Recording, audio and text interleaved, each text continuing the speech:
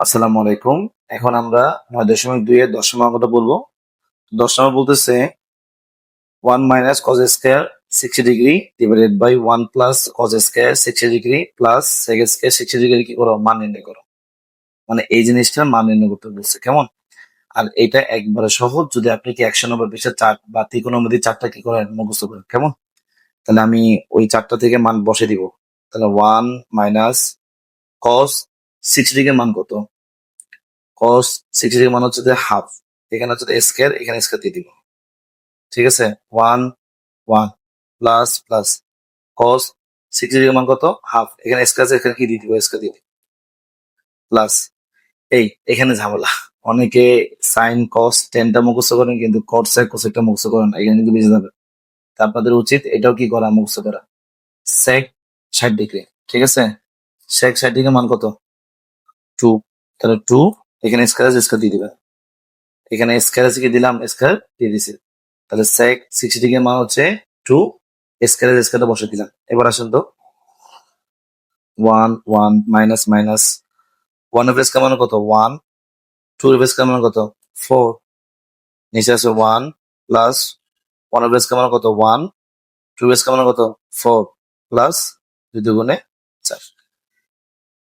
আশা করি এতটুকু বুঝছেন। এখন আমি একটু বেশি করবো, এখানে চুরি করবো আর কি। এই জিনিসটা এখানে একটু লিখে নিয়ে যেত, এই জিনিসটা লিখলে হবে 1 মাইনাস 1/4। ঠিক আছে, একটু খেয়াল করেন। তাহলে এখানে 1 আছে, 1 এবং 4 এর লসাগু কত? 4। 1 এবং 4 লসাগু কত? 4।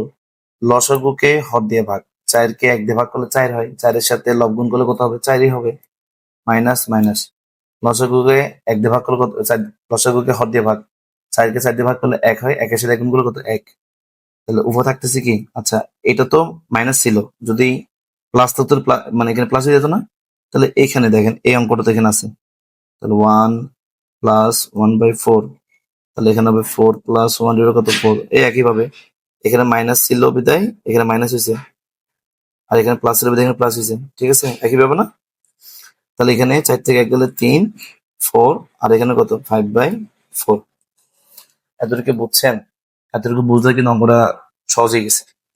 এখন আমি কি করব, এই জায়গাটায় এই মানটা বসাই দিব, 3/4, আর এই জায়গাটায় এই মানটা বসাই দিব, 5/4 প্লাস কত?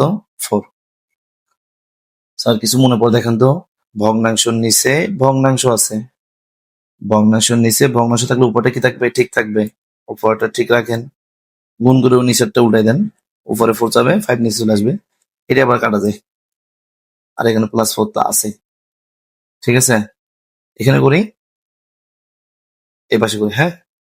তাহলে 3 একে 3, 5 একে 5 প্লাস 4। আবার লসাগু নেন, মনে হয় এখানে 1 আছে। 5 এবং 1 এর লসাগু কত? 5। লসাগুকে হর দিয়ে ভাগ, 5 কে 5 দিয়ে ভাগ করলে 1 হয়, 1 এর সাথে 3 গুণ করলে 3, প্লাস লসাগুকে হর দিয়ে ভাগ, 5 কে 1 দিয়ে ভাগ করলে হয় 5, 5 কে 1 দিয়ে ভাগ করলে 5 হয় না? এর সাথে গুণ কত? লব, লব কত? 4, 4 5 20। তাহলে এখানে 20, এখানে কত আছে? 23/5। ঠিক আছে, তাহলে আমার 10 নাম্বার প্রশ্নের উত্তর কত? 23/5। বুঝতে পারছি?